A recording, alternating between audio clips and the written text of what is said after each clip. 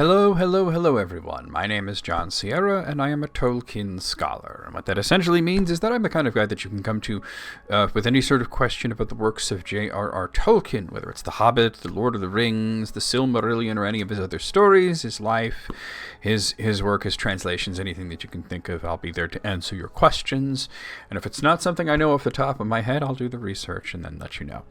If you have a question for me, you can, of course, ask it right there in the comments section. But if you want to be featured in a video and you want a nice detailed response, you want to use a website called Quora.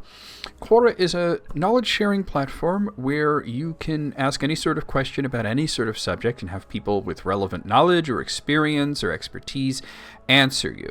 And if you ask any sort of question about Tolkien on there, you're going to be given a list of names of people to direct your question at. My name will be at or near the top of that list. Of course, there is also a link to my Quora in the description of this very video and any video that I put up, as well as a link to my Quora space called the Grey Havens, where it's not just my writing, but a bunch of other people as well. Anyway, we have a bunch to get to. I mean, we only have 10 questions, which is like seemingly, I said when I wanted to reduce the number of questions and go into more detail with each one, 10 to 12 was sort of the number that I wanted to hit. But more often than not, it does seem to be 10. I don't know why, it just happens that way. But we have 10 questions, but some of them are pretty detailed. And for our reading today, I'm not going to read from one of Tolkien's works, but I'm going to read from a book about Tolkien, which is right here. I was going to read from this last week. I'll tell you that story in a moment. But this is The Ring of Words, Tolkien in the Oxford English Dictionary by Peter Gilver, Jeremy Marshall, and Edmund Weiner. And it's really about Tolkien and not only his linguistic expertise and going into why he used certain words and phrases and where they came from and everything, and there's a whole bit on that, but also the history of the first job that he had when he came out of the military service is that he worked for the Oxford New English Dictionary, researching and writing etymologies for words that begin with W. That being said, last week I had this whole plan to read you Bilbo's speech from the Hobbit, which I did do, but then I wanted to grab this book and read the bit on the word Eleventy, which I may have read here at one point or another, but I wanted to include that, and I didn't get to because I actually couldn't find this. I looked all over. It was so late when I was recording last week because I spent like an hour and a half looking. I tore the room apart, and usually this is sitting right on my desk. Well, most of my books are sitting right on my desk. I mean, I can see so many of them here, almost all of them Tolkien books, and it's just wild that I couldn't find it. And then right after I finished the video, I just saw it sitting in a pretty inconspicuous spot, but still right there on the desk where it, was the whole time. And I was so like, oh, isn't that the way it goes? I will read the part about Eleventy because it's rather short, but that's not going to be the whole of what I'm reading. I'm also going to read a bit about the term subcreation. You may have heard me say subcreation, and you will definitely hear me say it later because I mentioned it in one of the answers I wrote for Quora, and will be telling you about not telling you about subcreation, but I will mention subcreation later in the episode. And I realized that when I mentioned subcreation in that answer, that I didn't explain what it meant. So I'll have these fellows explain what it meant here, or what it meant to Tolkien, especially the section on subcreation. So first, I'm going to come over to Eleventy.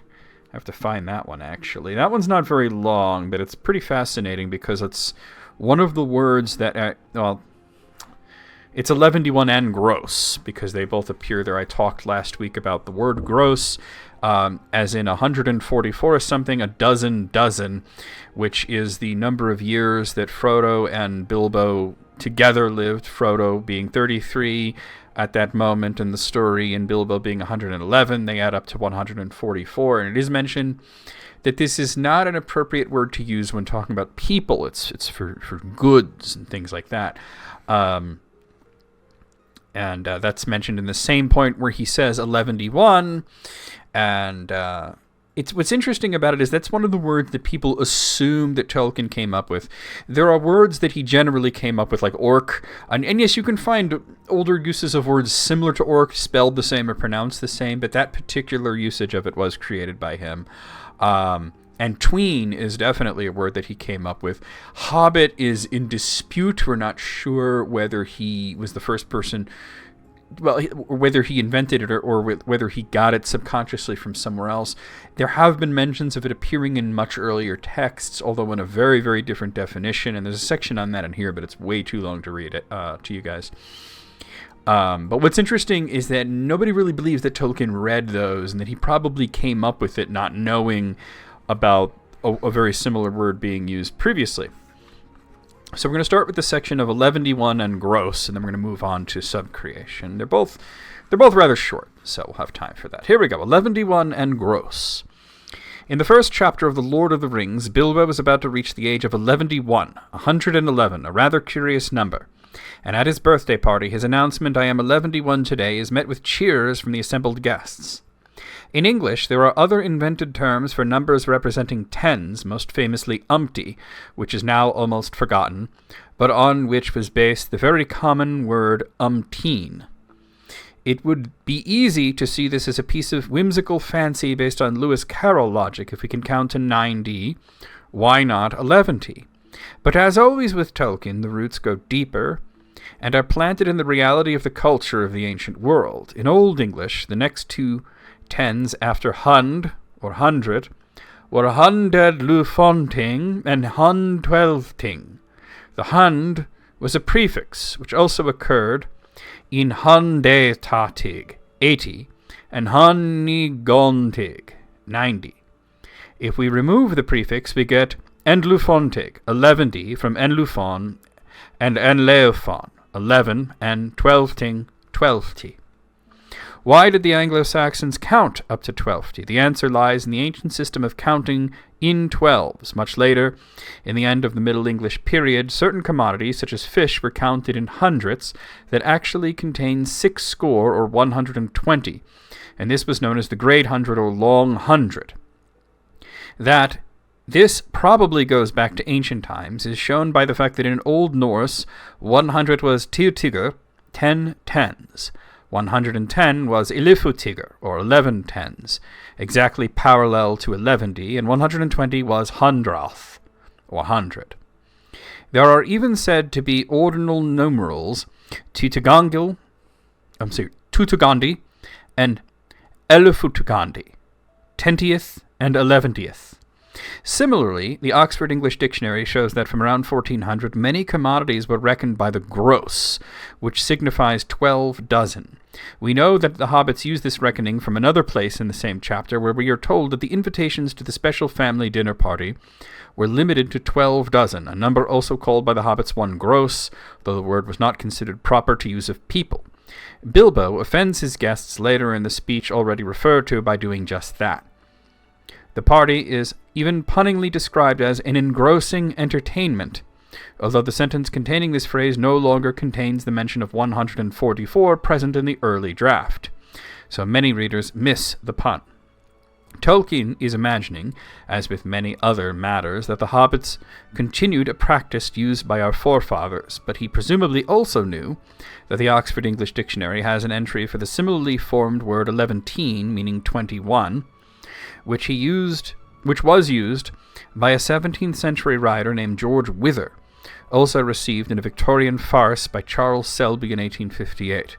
It is also quite probable that he had come across this gloss for the Icelandic word elufutiu in Cleasby and Vigfússon's Icelandic English Dictionary. 11, example 110, frequently in reckoning by duodecimal hundredths. Okay. Now we're going to move on to subcreation. See, that was catching up with last week. I meant to read that part last week, but now we're going to read about subcreation, which is a little bit relevant for today because it will explain the word subcreation that I use later in the video. And it starts with a quote from On Fairy Stories. What really happens is that the story maker proves a successful subcreator. He makes a secondary world, which your mind can enter. Inside it, what he relates is true, It accounts with the laws of that world. In Tolkien's essay on fairy stories, he introduces the word subcreation as a technical term for what the truly creative storyteller does.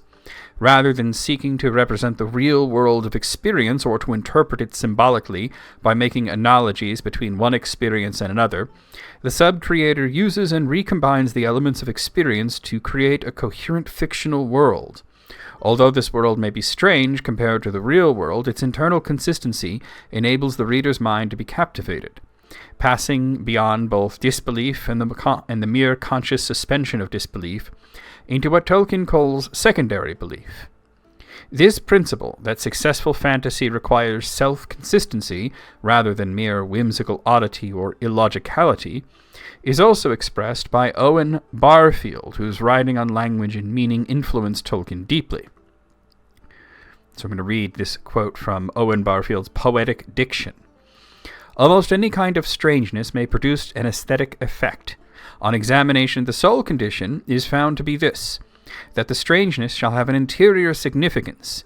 It must be felt as arising from a different plane or mode of consciousness, and not merely as eccentricity of expression.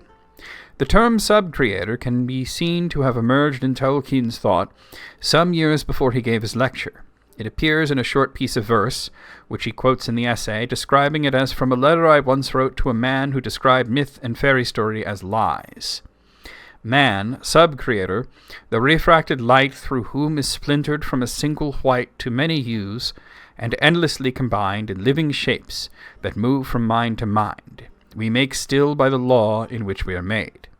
The recipient of the letter was C.S. Lewis, and the verse is an extract from Mythopia, a poem not published in its entirety until 1988, which Tolkien wrote as a contribution to their friendly but passionate debate on the nature of mythology and its relationship with reality. The very form of the word sub-creator, sub-prefix implying lower position or lesser status, creator, maker applied in Christian thought, principally to God as a maker of the word, implies the perspective which Tolkien is trying to present. The human myth-maker or storyteller may appropriately be likened to God as creator, while acknowledging that human imagination is a secondary expression of the divine creative power. Tolkien's word has been found useful by literary commentators on fantasy, and sufficient evidence of its use was found for an entry in the supplement to the Oxford English Dictionary, for both subcreation and as a derivative subcreator, though admittedly both words are used especially by writers on Tolkien's work, and the works the Oxford English Dictionary cites are Paul Kocher's Master of Middle-earth and Randall Helm's Tolkien's World. Tolkien is created as the coiner of subcreation in the Oxford English Dictionary's entry for the word, and indeed in the sense in which he used it he was. But a word composed of such readily available elements, in this case the productive prefix sub, and a term of standard English like creation, is always quite likely to have been formed and used independently of and earlier than its most well-known user.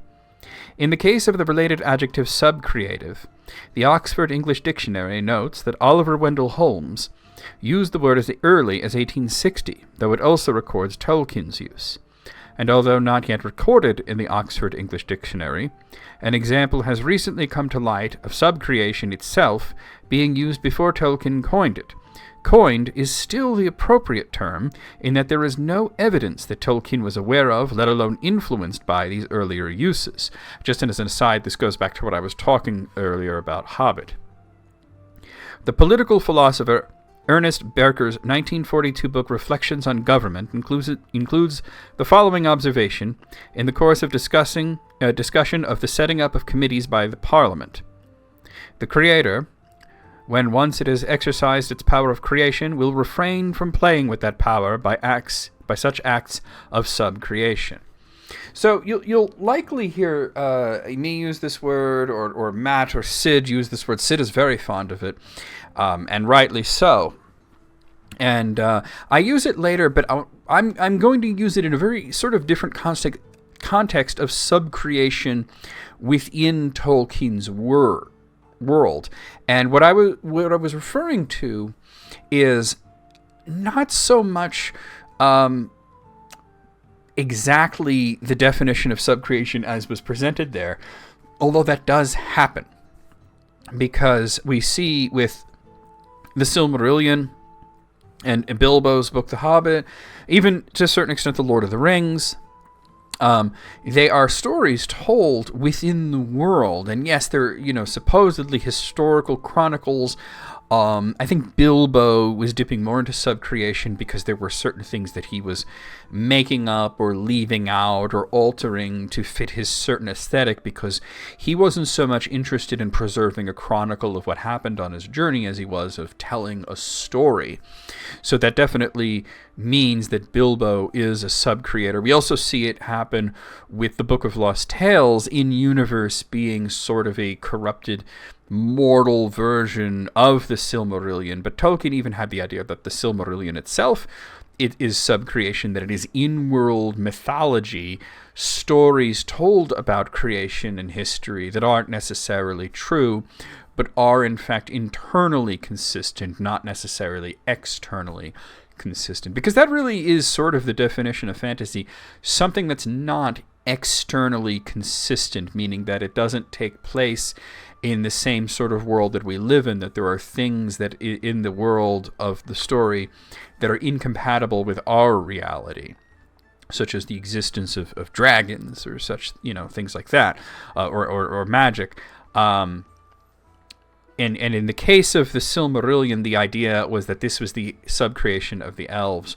But I also use the term to refer to things that the Valar made, because they were, this is the more, I think, archaic version of it, sub-creators, as they are creators on a lower level to that of Ilúvatar, who created the world, Ea and Arda, and the cosmos and everything in it. But then when the Valar and in fact also the Maiar, all of the angels came into the world, they saw that it really wasn't like what they expected, that it was empty. There were no plants, there were no animals, there was nothing. They had to create those things. They had to shape the world. And they did, in fact, create their own things, some of them going way off script, like Melkor and Aula, and some of them being very on script, like, Manwë and Yavanna and such. So just some food for thought and just an explanation, for later when I mention in passing subcreation, or if you hear it in the Council of Tolkien, because Sid certainly mentions it quite a lot, and sometimes people in the chat ask what is subcreation, and sometimes we have kind of a time to answer it, and sometimes we really don't, and we'll say, hey, Tolkien sort of explains it in On Fairy Stories, which is a really wonderful essay that he wrote, which I have, where is it? Oh, it's up here. I have it in this little collection that I got called the Tolkien Reader, which, like I said, I recommend you get this. This is a very, very old paperback. It apparently cost $1.95 back whenever this was printed, which looks like, the copyright's 1966, but I'm not sure of the actual publication date. That's probably more on the back here.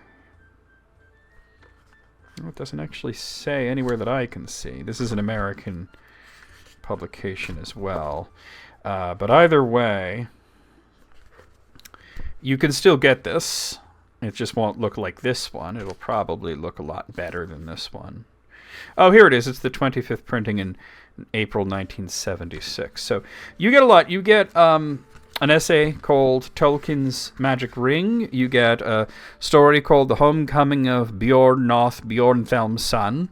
You get Tree and Leaf, which is sort of an overarching bit of Leaf by Nigel, which is really, really great. You get Farmer Giles of Ham, which is a sort of an interesting, whimsical, satirical take on Beowulf, and also like a little bit of The Hobbit thrown in there as well. And you get The Adventures of Tom Bombadil, which is, a collection of poems.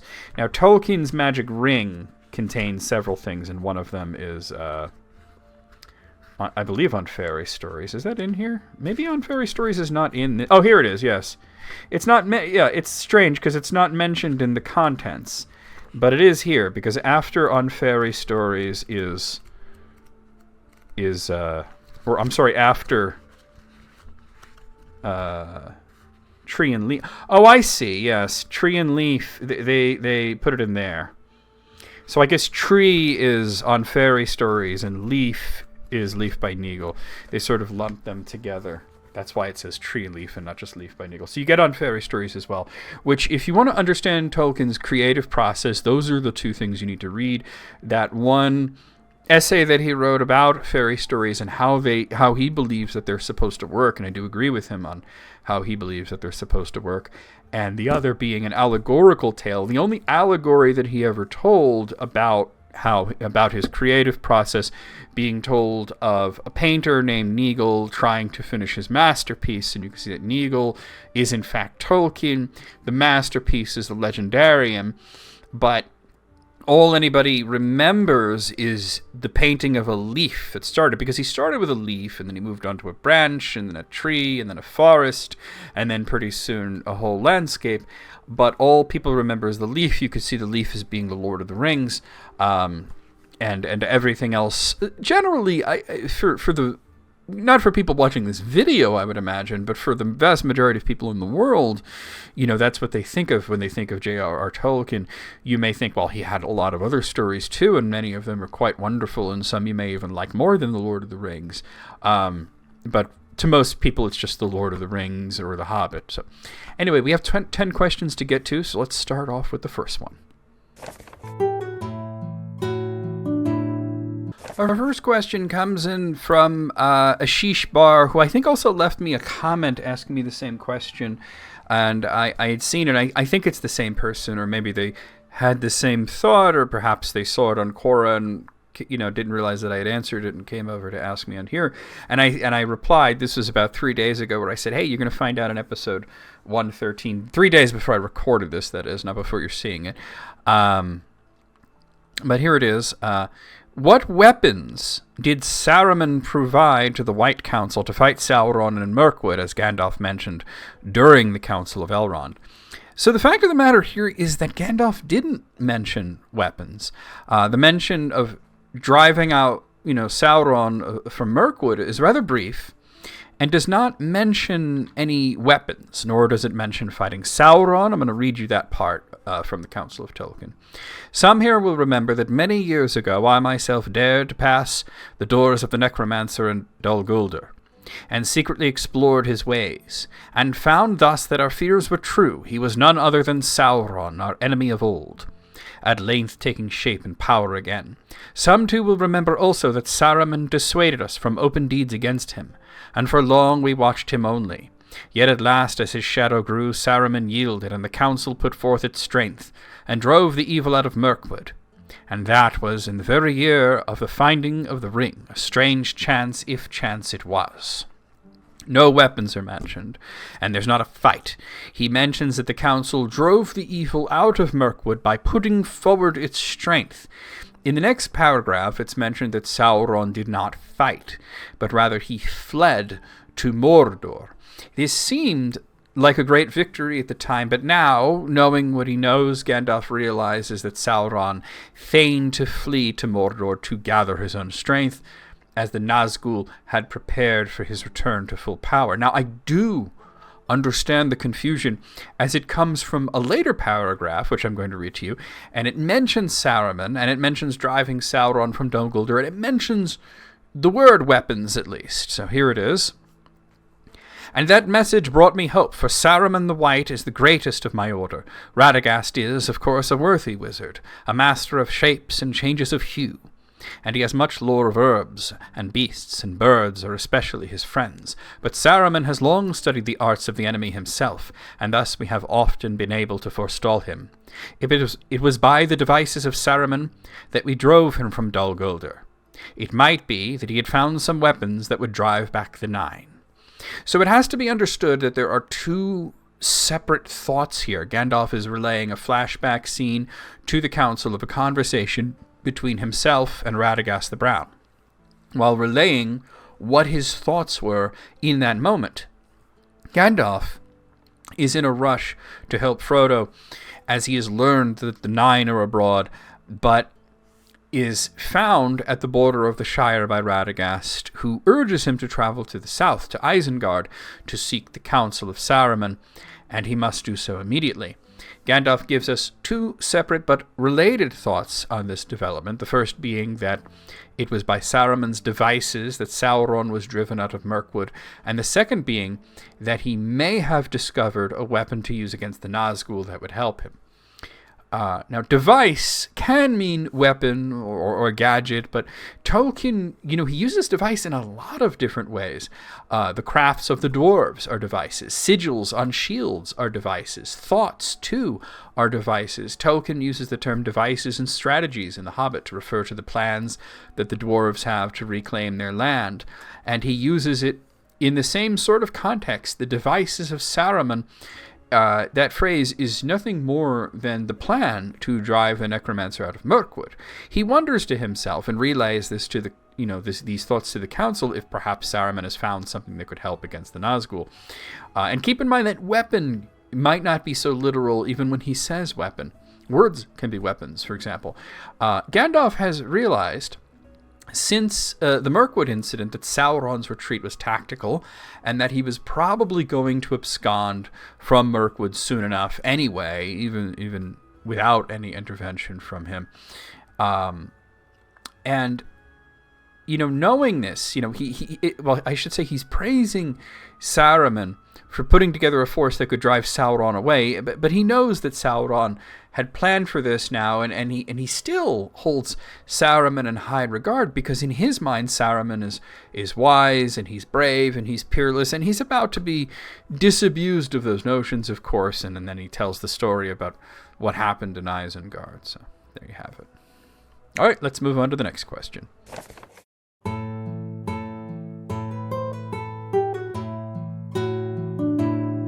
Our next question comes in by the request of Harry Pringle, who asks, if Thorin Oakenshield had survived the War of the Ring, would he have helped destroy the One Ring out of a sense of debt to Bilbo through Frodo to defeat the threat to Middle-earth, or might he have refused to help at all, and if not, why? He may not have lived that long, but regardless, I think things would have been pretty much the same. The films are probably to blame for a lot of this. It seems to have been forgotten that out of the 13 dwarves of the story The Hobbit, Thorin was the oldest. Now, I've had people incorrect me on this a few times. One person incredulously asked me, older than Balin? Yes, 17 years older than Balin. Another person just straight up told me that I was wrong. Balin was older, and I provided the birth dates, and that person didn't reply to me. Go figure. I blame the films for making Thorin raven-haired and sort of young-looking. It was cool to see that actor Richard Armitage as Thorin, but he was way too young-looking. He really should have had white hair. Either way, the lifespan of dwarves is not really all that well defined, but 250 years, that's a good baseline to go by. Of course, there are exceptions, and Dane the Second Ironfoot, King Under the Mountain, was one of them. He died at 252 years, but not of natural causes. He died in battle against the forces of Sauron. Gimli sailed to the west at the age of 262, though he was likely near the end of his life at this point. One of the biggest outliers, not counting Durin the Deathless from the First Age, was Dwalin, who finally died in the Fourth Age at the age of 340. So if Thorin had survived the Battle of Five Armies, he would have been 273 years old at the time that Frodo set out on his journey.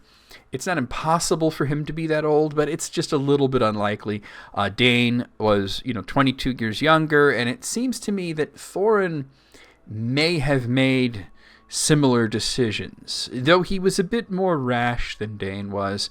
I also guess that he would have mellowed greatly with age and had become wiser.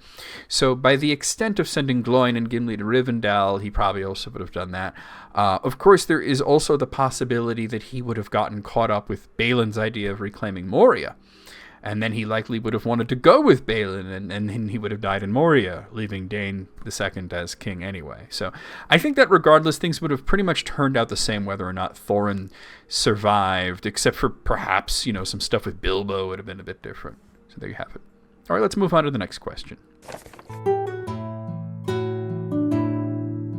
Our next question comes in from Simba Till, who asks, what was Éowyn's punishment for disobeying the orders of King Théoden? I realize it all worked out in the end, but you can't have people disobeying the king. Sure you can. Sure you can. Of course you can. This sort of thinking is the sort of thing that Aragorn himself actually made a joke about. We'll talk about that. So the picture that I'm showing here is Beregond, guard of the citadel of Minas Tirith, along with his good friend Peregrine Pippin Took. Beregond is a secondary character in The Return of the King, and one of the most important things that he did was abandon his post and fight against some of the other guards, and this seems pretty damning. He committed what some may call an open act of treason, leaving his post and actively fighting against men of Minas Tirith, and while the city is being attacked by Sauron's forces. At one point, once all the dust is settled, he is brought before the king, Aragorn II Elisar Tel Kantar, for judgment. Aragorn basically pranks him, telling him that in lieu of execution, because that is the usual punishment for this sort of thing, Beregond will be exiled from the city. This was Aragorn's joking way of saying that he was promoting him. Beregond was made captain of the White Guard, the personal bodyguard of Prince Faramir. Notice that Faramir himself gets a bit of a promotion from steward to steward and prince, meaning that a chunk of Gondor was cordoned off as a princedom for Faramir to rule. In addition to the fact that he must rule all of Gondor whenever Aragorn travels outside of it, this would also mean that Beregond was likely in charge of Faramir's fortress in Ithilien whenever the prince was in Minas Tirith, at the very least until Faramir's son Elberond would be old enough to hold down the fort in his father's absence. Assignments like this are not usually bloodlines, but I personally like to imagine that eventually Beregond will become old and he'll retire, and his son Burgle, who is the young boy who ushered Pippin around Minas Tirith, would take his place. So why was Aragorn rewarding someone for ignoring the orders of the ruling steward and, an almost sacrosanct law passed down from earlier kings of Gondor that one of the guard must never abandon his post? Not to mention that he fought against and killed other men of Gondor. Because even though he was in the wrong place, he was doing his job. Beregond believed, and rightfully so, that his true duty was not to literally guard the citadel, regardless of what was going on, but to protect his lord Denethor II. So he fought and even killed men who were trying to burn Denethor II and his son Faramir alive. Now, the order to burn them came from Denethor himself, who had taken leave of his wits and gone completely insane after losing hope that they could defend themselves against Sauron. So while you could interpret that Beregond was going against the will of his lord, would such a strict adherence to the rules say that the men who are attempting to burn Denethor and Faramir, should they be punished? After all, even though it all turned out okay, we can't have people trying to burn the steward and his son, even if Denethor gave his consent to be burned. Faramir, sure as Udun, did not. Leading us to believe that Aragorn would be that sort of ruler who would punish a rule breaker for breaking the rules, regardless of the fact that he, along with Pippin and Gandalf, saved Faramir's life, and Faramir was the steward who willingly handed the throne to Aragorn, is Tolkien's little joke against this sort of idea. Aragorn is in a pretty good mood leading up to his coronation. He also trolled Merry pretty hard. Sometimes I think people forget Tolkien's humor in his work, but that's beside the point. Kings have the power and the authority to punish rule breakers, regardless of the situation. They also have the power and the authority to exercise discretion and not punish rule breakers, especially if they deem that the rule was broken in good faith. The reasoning behind Théoden not wishing Éowyn to accompany him to Minas Tirith was that if he, Éomer and Éowyn, were all wiped out, something that he saw as a very distinct possibility, this would create a succession crisis in Rohan. People who only, remember the films, or perhaps they primarily remember the films, would forget that Théoden never even knew that Éowyn was present. His last words were not to her, but to Merry. Théoden's last words even mentioned that he must, word must be sent to Éowyn that her brother would now be the king. Merry started to tell the king the truth, but that she lie beside him, but he didn't get the chance to. Note that Merry was also forbidden from riding with the Rohirrim, and even begged the king's pardon, that he ignored his orders, and the king instantly forgave him. If it was Éowyn, do you think he would have said any less? When Éomer arrived, Théoden was very close to death, and the king could no longer speak, instead passing the kingship to his nephew with a gesture before passing away. Éomer saw his sister's body and thought that she had perished, and he flew into a rage and became terrible on the battlefield. Éomer cut such a swath through Sauron's forces that he met Aragorn in the middle, who was coming from the other side, and then together they were a deadly alliance indeed. Later, the dead are brought into the city, and Éomer becomes indignant that his sister is not lain in honor among them, and he's like, where are you keeping her? And the prince, Imrahil, gives him the best news he's had in a very long time, that his sister is alive. So then do we think that Éomer King, Lord of the Mark, should punish his sister who lay writhing in pain in a hospital? It's a ridiculous thought when put into context, especially considering that humility is actually one of Éomer's virtues. He spoke in ignorance once to Gimli, and it almost turned into a deadly fight between him and Gimli and Legolas until, Aragorn stepped in with the cooler head. But then, upon later realizing that he was wrong and that Gimli was right, he explained his feelings to the dwarf and even told him that he may go fetch his axe, as Gimli had offered earlier to use it as a tool to instruct Éomer in the art of gentle speech. Gimli saw that the king had indeed mastered the art of gentle speech without the need of an axe as a teaching tool, so they become friends. To be honest, the thought that, we can't have people disobeying the king, even if that act of disobedience was part of a series of events that won the war, is more the mind of Sauron than any of the good kings of the free peoples of Middle-earth. Sauron was the one who thought everyone must follow the rules no matter what. Tolkien scholars Wayne G. Hammond and Christina Scull once stated that Sauron slew the orc Shagrat, who had brought him Frodo's mithril coat and news of what had happened in Cirith Ungol. Now, nothing in the text actually suggests that Shagrat died in this fashion, but it is in character for Sauron to do such a thing. I think that Hammond and Scull overreached when they stated this as a fact. It's something that may have happened, but we don't really know. But I do agree that it was a likely outcome. Shagrat was actually following orders by bringing the effects to Barad-dûr. But if Sauron killed him, it was either for allowing a mutiny to take place, or the fact that he abandoned his station. He should have sent a runner instead. The fact that all the other orcs were dead wasn't a detail that would mitigate the situation for Sauron.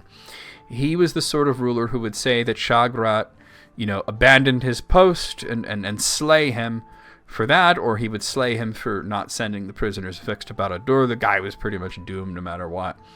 Beregond was in a situation like this, either abandon his post or allow his lord to be killed, and Faramir would have been unjustly murdered. If Éowyn had stayed home, the Witch King would yet live, and Éomer would not have gone into his berserker rage. So we may see that Éowyn's punishment was merely that she married Faramir and became Princess of Ithilien. There you go. No good deed goes unpunished. Let's move on to the next question.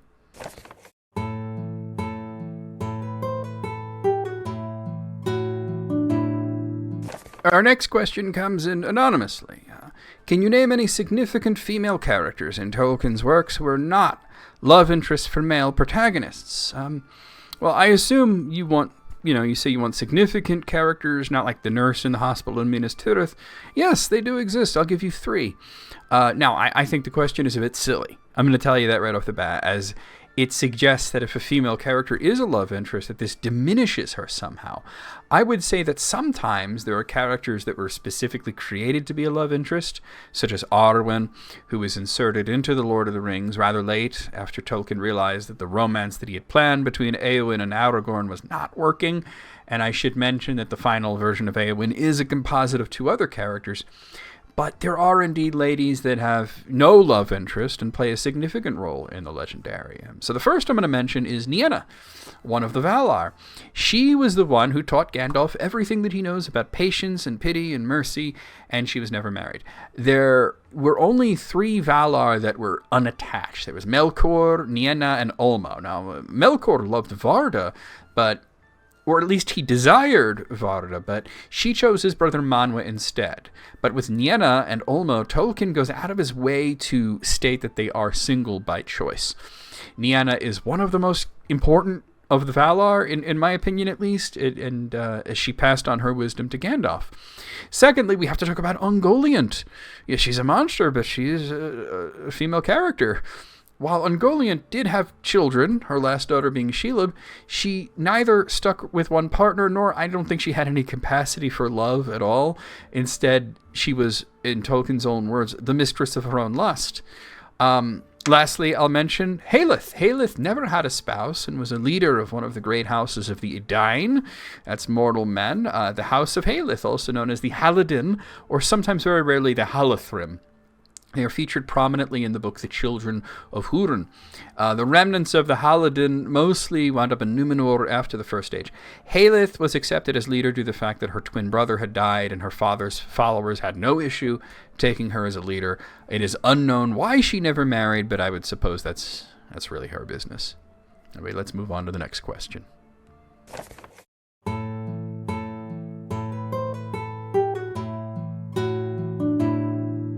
Our next question comes in from, I hope I'm saying this right, Quinn W, I believe. If the orcs were corrupted elves, why weren't they immortal? And this is something that I've discussed with other Tolkien scholars at length. Me and Matt once had a discussion for like hours about this. The nature of the orcs is one of the greatest mysteries of Tolkien's legendarium, even one that he himself did not solve. So it stands to reason that if orcs were ever elves, then they are immortal. Elves cannot shed immortality so easily. The only elf to ever shed immortality was Lúthien, and it was only by the device of Ilúvatar, that's God himself, that this happened. No. Hold on.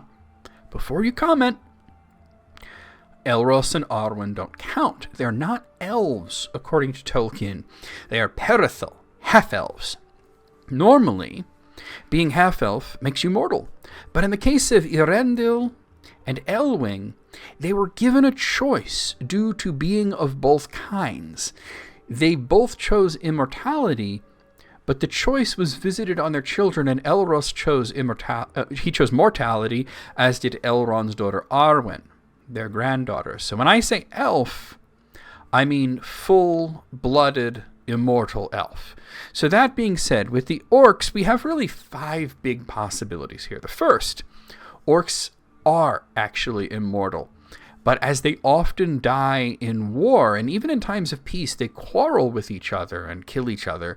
They just get killed a lot. And Namo keeps their souls in Mandos, not letting them reincarnate.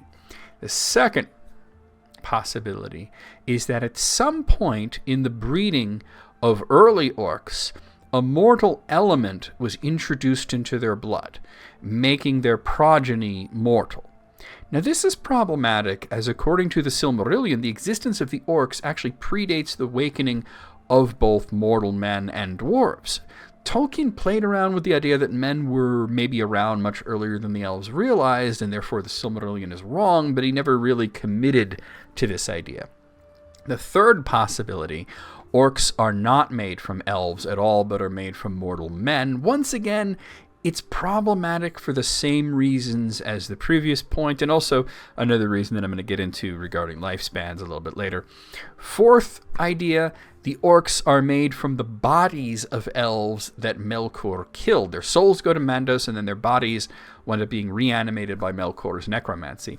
This is also problematic because this would trap those elves in Mandos for a very long time, at least until those orcs are killed and their bodies fully wither, because they cannot be reincarnated until their old body has withered fully, and it is said that this happens very quickly in Middle-earth, and then Manwë could even cause a body to wither instantly.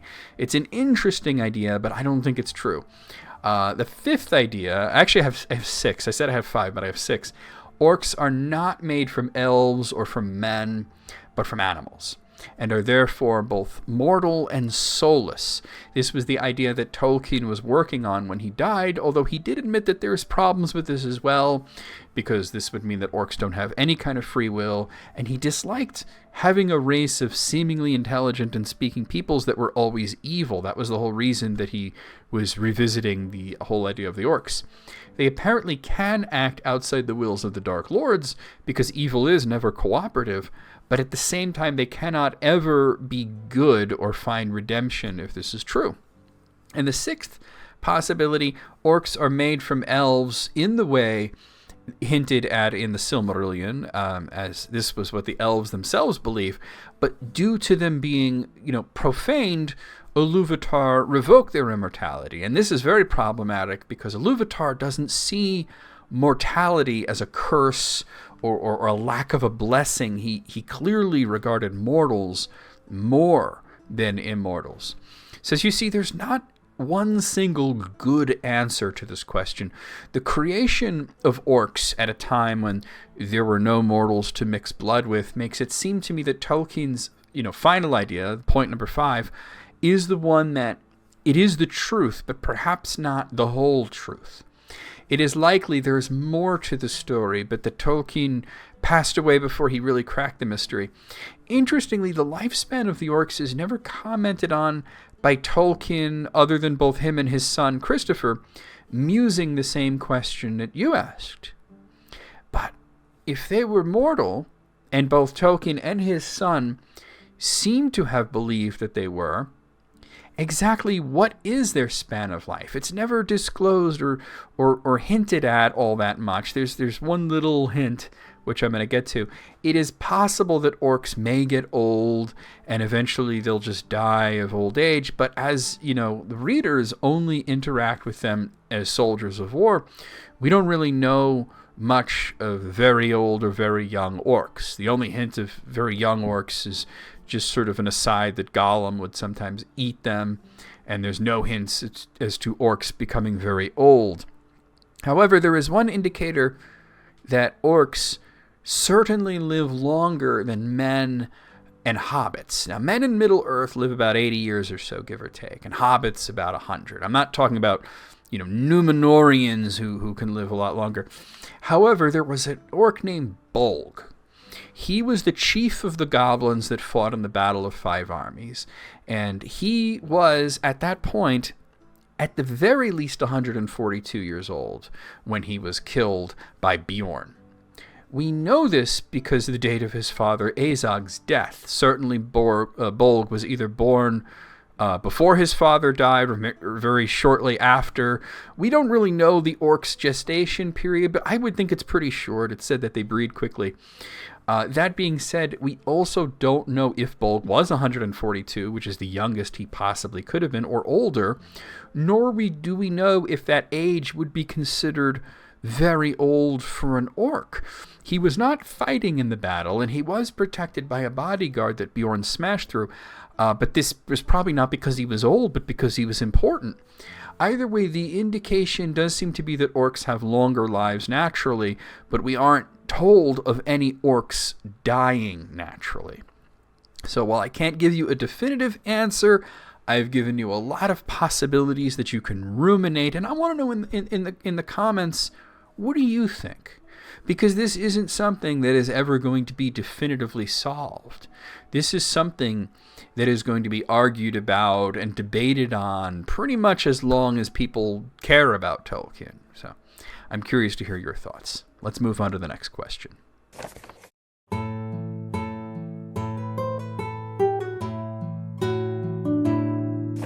Our next question comes in from the request of Aryan Dara, who asks, what is the secret fire Gandalf mentions during his Balrog encounter? Is it anything like creativity? Do all Middle-earth beings carry a spark of the secret fire inside them? Hobbits, songs and poems, elves, artisans, dwarves, blacksmiths. So you're actually already pretty close to the answer here, but it's not creativity as much as it is creation. Gandalf's speech to Durin's Bane is the only mention of the secret fire in The Lord of the Rings, but we find out a bit more about it in the Silmarillion, though it is often called the flame imperishable. We are told before the universe was created, one of the Ainur, Melkor, lamented how empty the void was, and he wished to fill it with a great many things of his own thoughts. However, He needed the flame imperishable to do so. So he sought out the flame in the void, but he never found it because it was a part of God himself, Iluvatar. When the world was created, Iluvatar imparted the fire into the heart of creation. So thus it dwells in the earth as a bit of God in the world itself, and the source of the subcreation within Arda. To put it in simple terms, it is the reason that the world can sustain life and that anything new could be created. When Gandalf said, "I am a servant of the secret fire," he was identifying himself to the Balrog in a way that the Balrog would understand, but that the Fellowship would not. He was stating that he is an angel, and as the Balrog itself is also an angel, it understood what Gandalf was saying, that he was not only of the same order, but that he was opposed to Melkor, while the Balrogs were aligned with Melkor. Most of Gandalf's speech is the sort of boastings and warnings to try and talk Durin's Bane down from a fight. He mentions being a wielder of the flame of Anor. Anor literally means flame, but it was also the elvish word for the sun. The Balrog was a being of fire, and Gandalf was stating that not only was his fire greater, but it's holy. He also stated, "The dark fire will not avail you," and called the Balrog Flame of Udun. Udun is an elvish word that means hell, but was also an alternate name for Utumno, which means iron hell, which was the first and greatest fortress of Melkor. He was stating that he knows what he's up against, he knows what the Balrog is, and he wanted the Balrog to know what he is. Now, and we're going to talk a little bit about... Oh, no, we're not going to. That was last week. I was like, I have an answer about Gandalf, but that was last week. And the bit about the dark fire not availing him and Gandalf being a wielder of the flame of Anor, that lesson actually sank in because the Balrog lessened its flame and expanded its shadow in response. So the Balrog was like, message received, fire's not going to work, let's try shadow. Anyway, let's move on to the next question.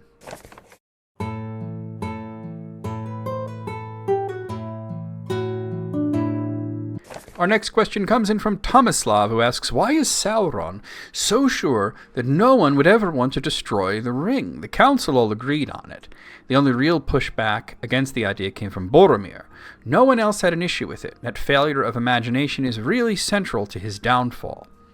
You know, you're right, and to put it in simple terms, it's because of Gollum. The council agrees with Gandalf, who has gone over the thoughts of Sauron based on his own wisdom. Gandalf states that Sauron at one point actually thought the One Ring had already been destroyed, and this suggests that not even Sauron understood what the destruction of the ring meant for him in the end. If he had known this, he surely would have taken measures to close up Samath Naur. Even if he thought no one could bring themselves to do it, he would have still taken that precaution. Keep in mind that unlike the other rings, the One Ring was made by Sauron and only was meant to ever be on his hand, and he assumed that if such a powerful object fell into the hands of his enemies, that they would destroy it. However, this all changed when he met Gollum. Gollum, of course, had come to possess the One Ring after Isildur passed, and then, Déagol only had it for like a few moments before he was murdered. Gollum had the ring for hundreds of years and was so obsessed with it that it completely took over his mind, even to the point that after being separated from it, he was still singularly obsessed with getting it back nearly 80 years later. Sauron then thinks that any person would be affected by the One Ring the way that Gollum is. He doesn't know the way that a person would be affected. He's seeing it right there. So he makes an assumption. Now, he's not entirely wrong, but he's also not entirely right. It does have a strong corrupting influence, but not everyone is like Gollum. Note that Bilbo felt better almost immediately after he gave it up, even if he did put up a big argument about giving it up. Bilbo still had pangs of coveting the ring here and there, but he wasn't obsessed with it anymore, and he was quite happier without it. This is simply because Bilbo isn't a wretched scumbag like Gollum, and in fact, Gollum was a wretched scumbag long before he found the ring. it is a good thing for the heroes that Sauron tends to jump to conclusions, such as jumping to the conclusion that Aragorn had the One Ring. But also the big conclusion that he jumped to was that anyone who possesses the ring would be like Gollum. In fact, if he had found out that the Baggins that was carrying the One Ring was not the same Baggins that Gollum had spoken about, and that it passed peacefully from Bilbo to Frodo with no violence, and only with the kind and patient words of Gandalf, he would have been absolutely horrified. He would have then, rethought the whole idea that no one could destroy the One Ring. Of course, as Tolkien himself states, Sauron was at least right about one thing. No one could willingly throw the One Ring into the fire at Samath Naur. Its power was just too great there. But if he had understood how people worked better, he would have killed Gollum when he had the chance. He did not imagine anyone bringing the ring to Samath Naur. He felt most would try to use the ring, and even if they didn't want to use it or didn't understand what it was for, they would at least become very possessive of it. But if he had thought hard on it, he might have imagined a situation where the ring might get destroyed due to people fighting over it, which is what happened. But of course, he figured no one would bring it to Mordor, and certainly he thought that, Aragorn had come to possess it and would use its power for his own. It's actually well within Sauron's character to assume that all people are bad. After all, he sees the world as being full of chaos and madness, and he's the only sane guy in the world. That's sort of his worldview. All right, let's move on to the next question.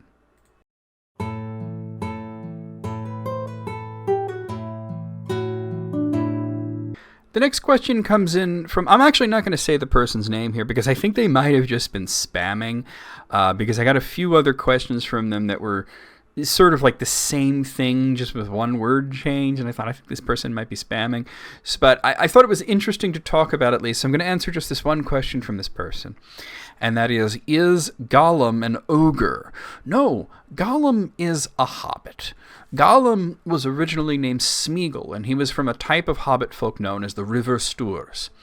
Originally, these people had migrated to the Shire, but they didn't find it to their liking, so they remigrated back to the Vales of the Anduin. This is not to say that Smeagol lived in the Shire, but that he was from a community of people that once did in the past.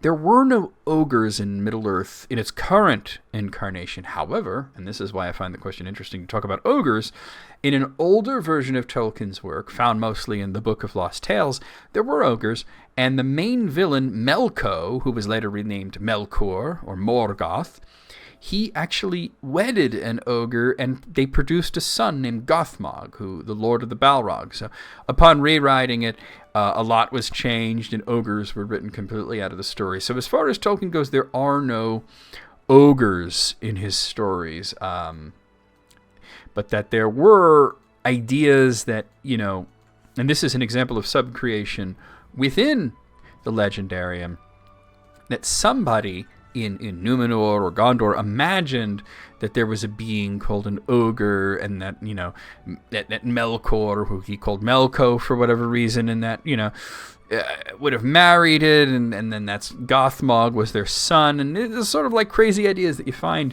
in the Book of Lost Tales, which is a really fun read, by the way. But like I say, I really think this person was just spamming, because I also got, let me see if I can find, just looking at their history of what they've asked, like, is Chewbacca a monkey?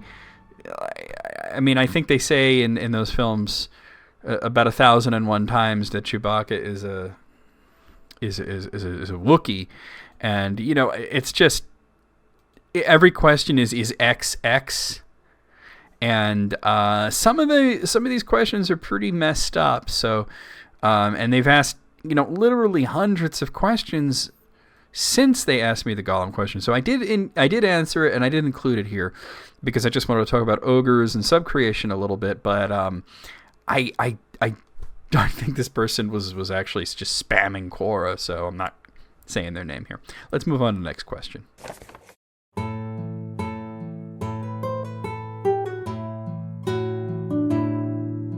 Our next question comes in by the question of Gary Gentry, who asks, did Círdan's Ring of Power preserve the Grey Havens like Elrond's and Galadriel's did? Certainly not like Galadriel's ring Nenya, and probably not like Elrond's ring Vilya either. It was suggested by Unfinished Tales that Narya is a bit different and a little bit more personal in its power. We're not told much about what Vilya specifically does, though it seems very likely that it is part of what keeps Elrond's realm, Imladris, also known as Rivendell, protected, and it likely was the power that he tapped into when he flooded the Fort of Bruinen. If Círdan actually used Narya, and it was mentioned that he was keeping it safe, so he may not have been using it, it would not behave the same way that Nenya did, Galadriel's ring, mostly because Galadriel was doing something very specific. She was creating a place in Middle-earth to be like the Undying Lands. Unlike Galadriel, Círdan had never been to the Undying Lands. He missed his ride twice. Of course, even though Círdan describes himself more of a sort of a steward of the ring than a wielder of the ring, keep in mind that Tolkien wrote several different versions of the arrival of the wizards and how Círdan interacted with Gandalf, so it's open for interpretation whether or not he used the ring. He certainly had no issue just handing it over to Gandalf. The words suggest, the word use, I would say, suggests that Narya's powers were more personal, that they protect against weariness and help one to inspire others to resist evil. This certainly fits in with Gandalf's actions, and it is possible that if this is what the ring did, that Círdan really didn't need it, but that he saw that Gandalf would need it. Círdan was said to have the greatest foresight out of any elf in Middle-earth, and giving Gandalf this ring may have been one of the most important events to pass since the First Age. All right, let's move on to the final question.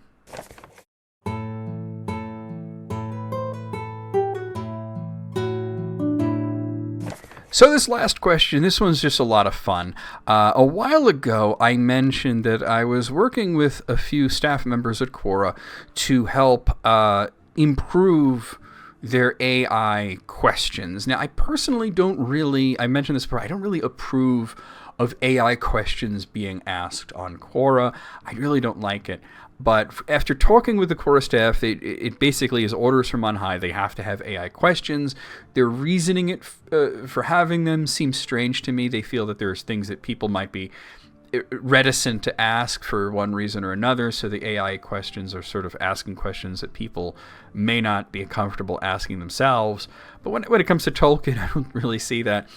But I have been trying to say to them that, well, if we're going to have these AI questions, can we at least make them not absolutely terrible, because they're so bad. And as a matter of fact, every time I see a nonsense question, I think, well, I think that's AI. And usually it is. Sometimes it's a person, but usually it's AI. And I collect them, and I send a link to my contacts at Quora, and I say, hey, look, this question's bad because, and I explain why it's bad.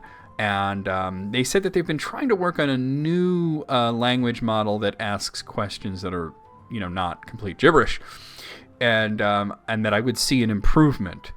And I have actually seen an improvement. Now, I don't really want to feature a lot of AI questions here because, like I said, I don't like them. I don't like the idea of answering AI questions, but I thought this one is just for fun, to just show that they are getting a little bit better, or at least a little bit harder to tell. And I did ask Quora, I said, hey, was this one of the new AI questions with the improved model? And they said, yes, it was.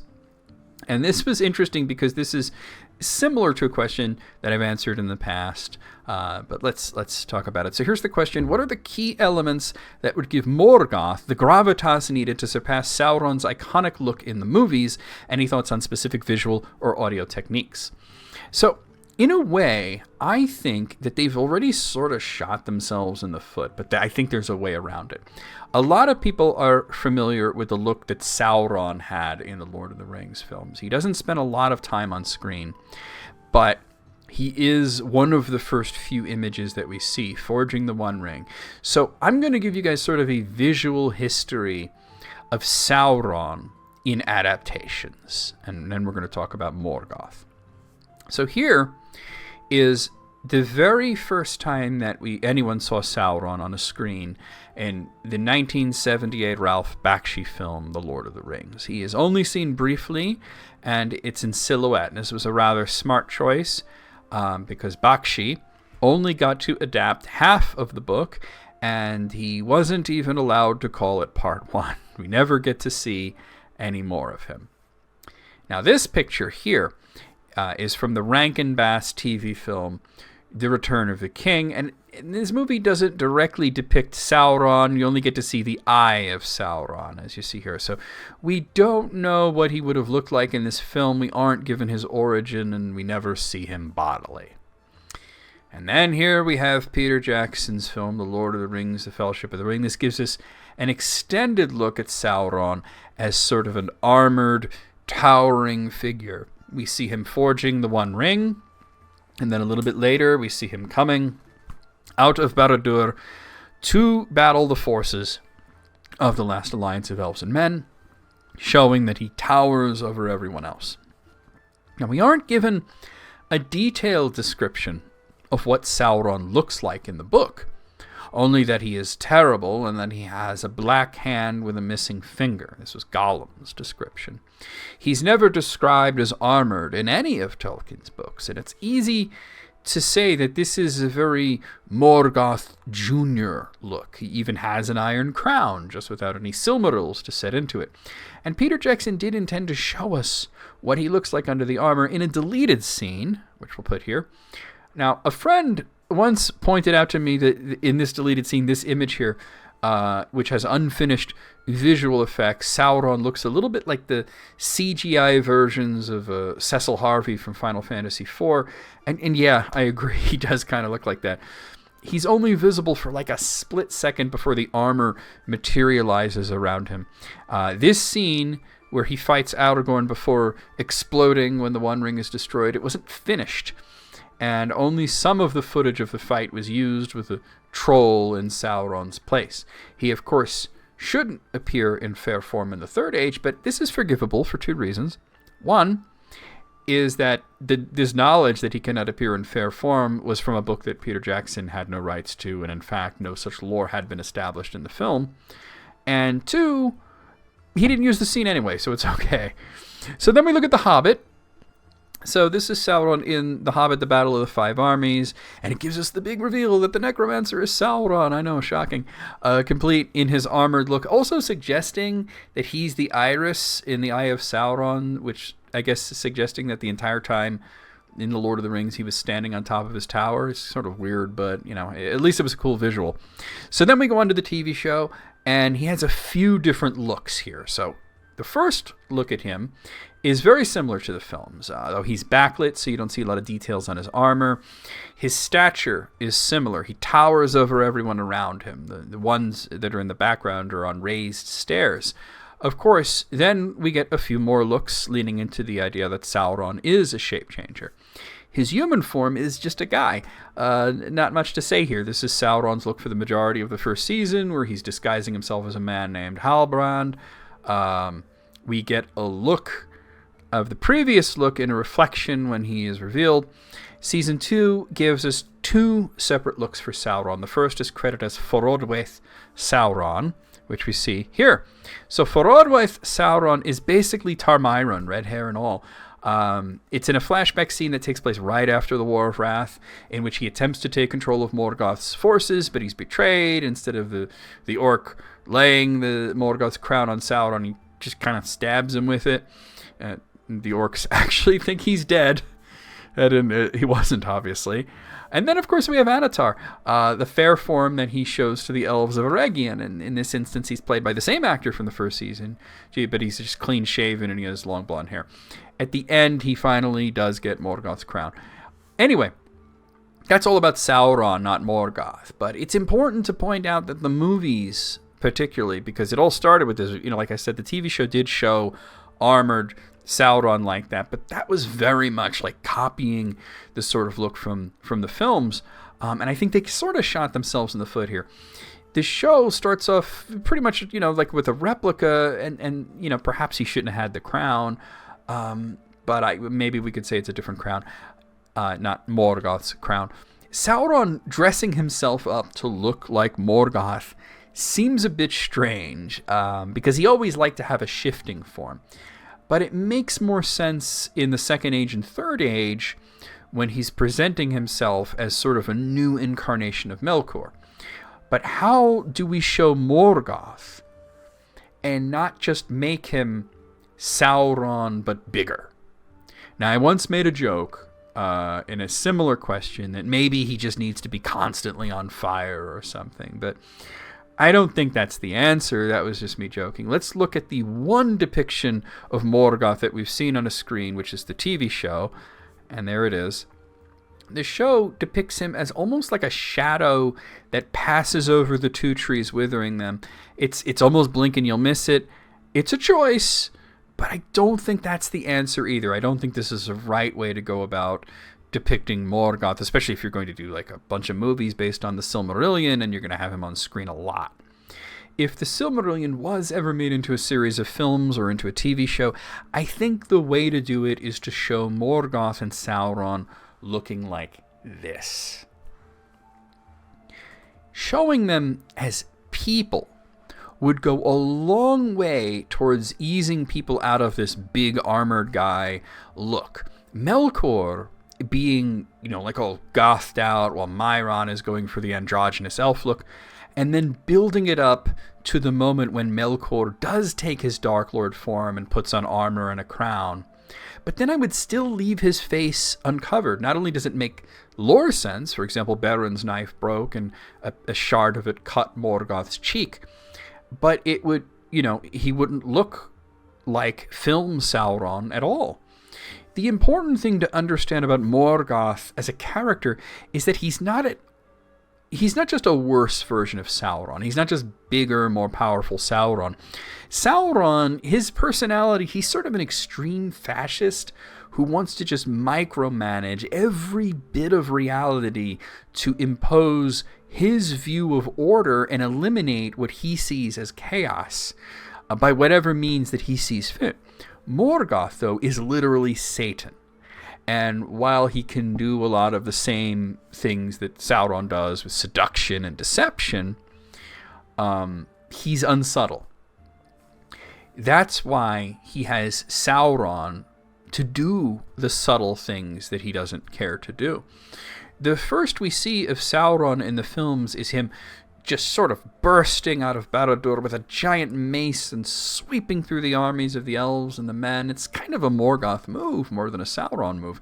Even if they were both cowardly, the films didn't really depict the abject desperation of Sauron coming out to do battle. It seemed more that the heroes, Gil-galad and Elendil, were overconfident thinking they had won, and then Sauron sweeps through them easily. They weren't like a match for him, and that he only lost because he reached toward Isildur with his hand rather than his weapon. In other words, the villain in this case is unstoppable except for when he makes an error. This isn't to bag on the adaptations. The issues with them is that they were trying to adapt specific stories and could not use material from the Silmarillion unless it was mentioned in The Hobbit or mentioned in The Lord of the Rings. So, unbothered by having to worry about Morgoth, they made Sauron into Morgoth visually. So I showed this sort of visual look that I prefer, but how do we get the gravitas? Acting would be a big part of it, but the bigger part of depicting Tolkien's Satan on screen would be the audio, the musical cues. Morgoth would need to have an appropriately horrifying and epic leitmotif, and Sauron would have to have his own unique leitmotif. The true horror of Morgoth isn't something that you see, it's something that you feel. Musical cues and the proper actor with the proper voice would go a long way towards making us feel the gravitas. Now, the last thing that I should mention would be, aside from design and acting and music, the final important bit is juxtaposition. We need to see him as Melkor, and we need to see him with the Valar, and then show that he's different. In no way would this be better to depict him than by contrasting him to his brother Manwë. And look at this image.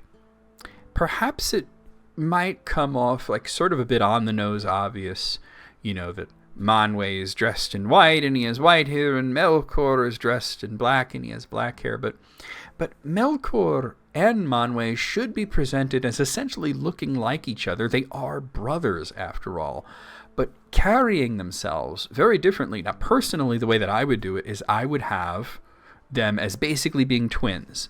I would have the same actor who plays Manwë play Melkor, obviously doing a very, very different role, so that you basically see sort of the same guy who is very, very different. And I think this would also give us the gravitas. Like, he's like Manwë visually, but he sure doesn't feel like Manwë when he speaks, when he moves. Everything about him is different. And I think you would obviously need a very, very talented actor to do that. And of course, a very talented person to write the score for it and everything. And I would love to be, a consultant on a whole string of Silmarillion movies. But right now, as far as it goes, there's not going to be any Silmarillion movies. Maybe one day there will be. Anyway, guys, that's all the questions for this week. I really enjoyed these. Thanks to everybody that has subscribed. If you haven't subscribed, now's the time to do it. If you're watching my videos and you're not subscribed and you're thinking, well, they get recommended to me anyway, yeah, that's really cool and everything, but subscribing actually does help me because it helps push out the videos to more people. The more subscribers I get and the more likes I get and the more comments I get, the more that YouTube is like, hey, we're going to show this to more people. Because it's about discoverability, really. And I'll tell you what really helps me out. This isn't necessary, but if you really like the videos and you want to support me in a bigger way, consider membership. Joining the channel as a member gets you some cool perks. You get some emotes that you could use in chats and in comments, especially that we are live streaming most Thursdays at this point. And you get to see all the videos early, which is really cool, I think. You get to be there before anyone else. You get to leave comments before anybody else, which means I get to answer you before anybody else. So, like I said, it's not necessary, but it is. I made it really cheap. It's only $5 a month. Like I said, that $5 a month isn't going to make or break me, obviously, but it adds up if a bunch of people join. By the way, if you're trying to join and that join button doesn't work, because a few people have told me this is like a weird bug that YouTube sometimes has, the first thing in the description to every video should be here, click this to join as a member, and a link that actually will work. There's 2 separate people who said, hey, I've tried to join and it doesn't work. And I said, well, look in the description and try that. And they said, hey, it does work. So we have that. You don't have to join. It's like not something that I'm saying, do it, please. I'm not going to release videos that are only for members. Obviously, I release all my videos for members only for like a little while, and then everybody will be able to see them. So you're not missing content. You'll just get to see it later if you don't join. Like I said, I don't want to push it very, very hard, but I do want to say that that's an option that does exist, and it really doesn't cost all that much. Anyway, guys, send me some questions. Leave me a comment, like the video, subscribe. I'll see you guys next week.